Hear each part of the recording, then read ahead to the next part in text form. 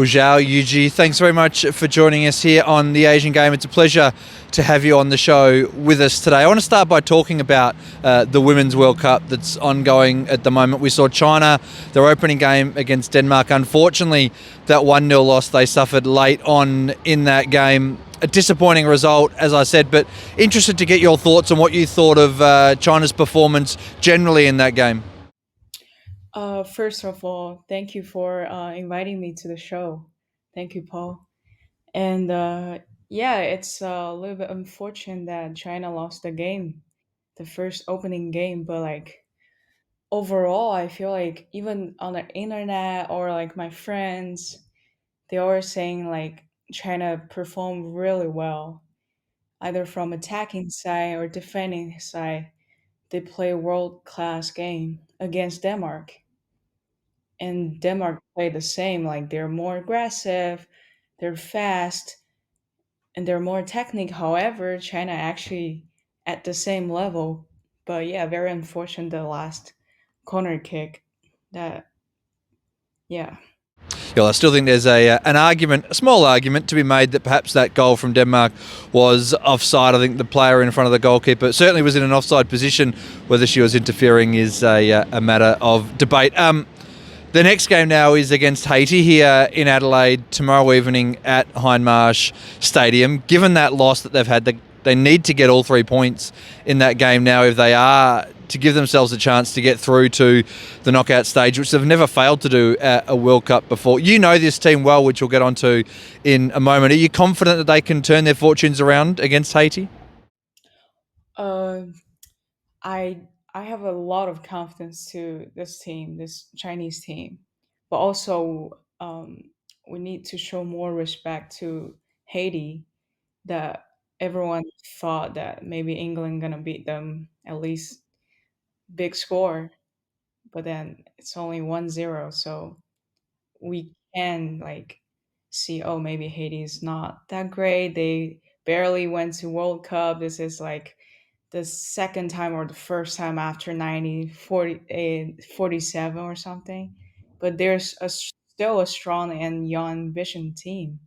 They have the top level attackers. Like they're aggressive, they're fast. So like I have confidence in China, but also we need to be more aware and be more patient when we play against Haiti because they show really great performance against England. Just talk to us if you can. You're back in China, in Shanghai, at the moment.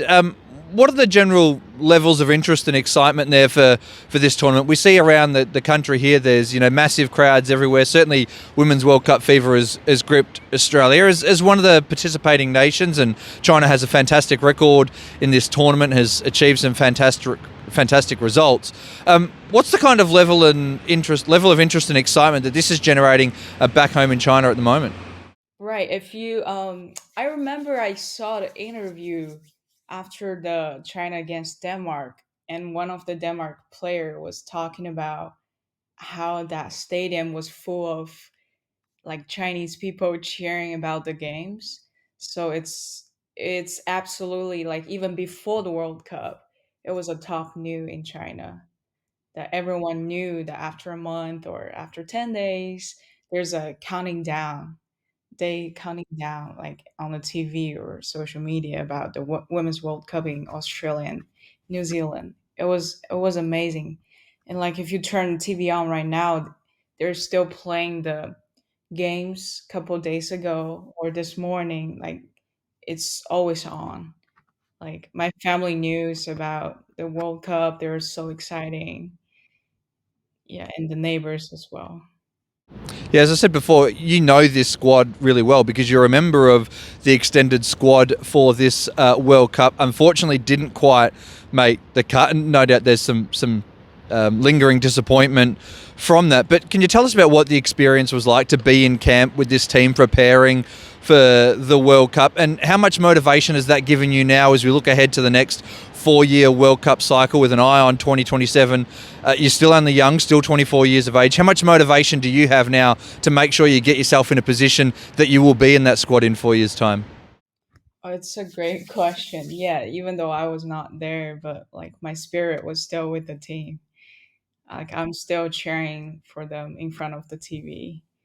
And like for me, yeah, 24, I don't know if it's still young or still have a long way to go, but like for a lot of players I knew, they're already in the squad, like they play starting in their national team.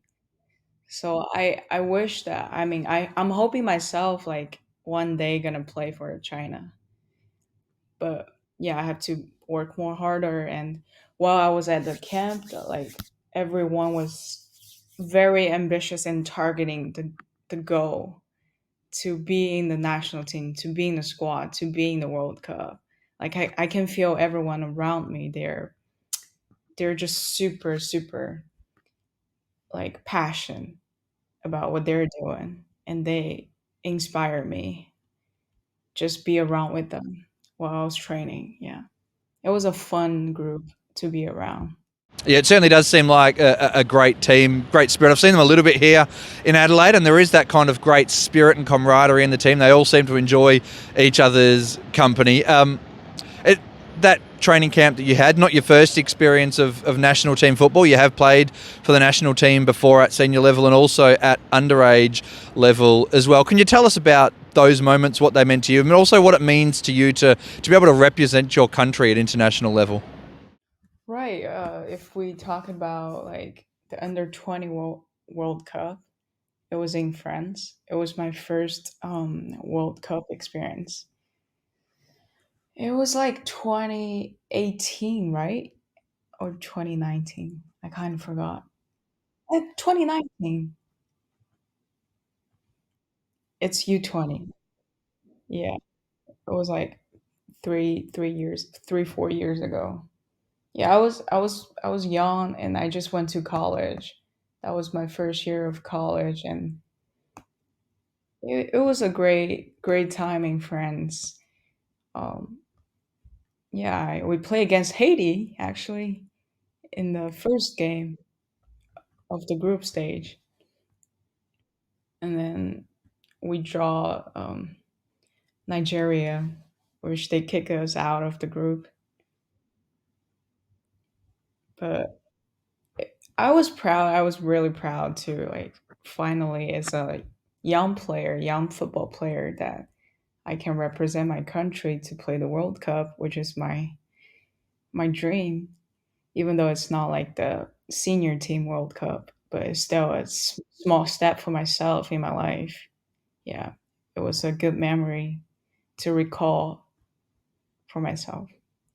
Yeah, absolutely. Playing at a World Cup is a proud moment for any player, whether it's senior level or underage level. A World Cup is a World Cup, and to be able to achieve that is certainly something to be proud of. I want to pick up on something you mentioned there. You mentioned you're in your first year of college because you did take a different career path to what we see from a lot of Chinese players. You did opt to go to America to go through the college system, the NCAA system there. Can you explain to us why you made that decision to go there and what you got out of it, both personally and professionally as a footballer as well?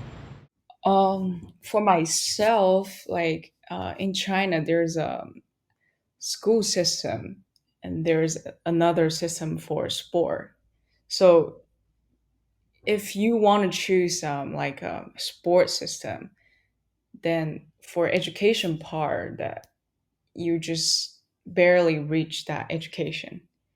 You have to fully focus on the sport to be prepared for like professional athlete. So it's a little bit disadvantage for professional, like after they retire, because they receive less education, they have less opportunities. So in my opinion, I think education is very important for a footballer. So I was helped by my coach at that moment. She was my under 17 national team coach, and she was mentioned about there's another way to play in NCAA and to be a profession to playing a high level of football, but also at the same time that you can receive great education. And I think that touched me really well. I think I would love to try this way. So yeah, I made that decision to eventually to went to US for that special, like not special, but like different way compared with the rest of my teammates. I can imagine the college experience in Florida is a pretty good one. How did you enjoy that whole experience of going to college in the States? It's super. It was super unique. I met so many people that I don't think I'll ever met if I never been to that college. There's so many people who helped me through my past 4 years, like my head coach Mark, my mentor Kristen, and all the stuff around me. And they knew I'm Chinese, I'm new to the country, and they've always been welcoming, and they will explain to me over again and again if I don't understand one thing. And sometimes I actually understand, but they still worry about me, like, oh, I know you don't understand, let me explain to you again. They're just super helpful, and like I'm really appreciate the past 4 years that I have done to be around, and also my teammates. They're just very nice people.